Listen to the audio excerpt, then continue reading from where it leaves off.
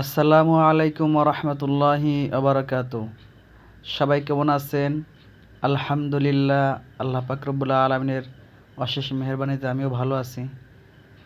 আমি একটু চেষ্টা করছি, তো আল্লাহ তাআলা বলতেছেন বান্দা যখন চেষ্টা করে অবশ্যই আল্লাহ তাআলা তার প্রতিদান দেন।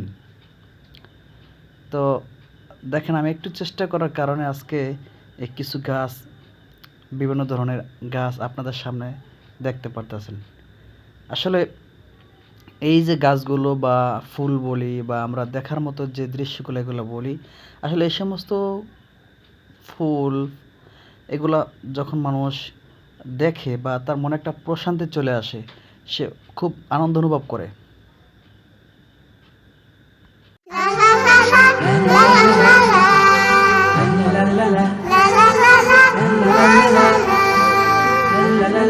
ফুল কেন ফোটে, পাখি কেন গায়, নদী কেন ছোটে দূর সীমানায়।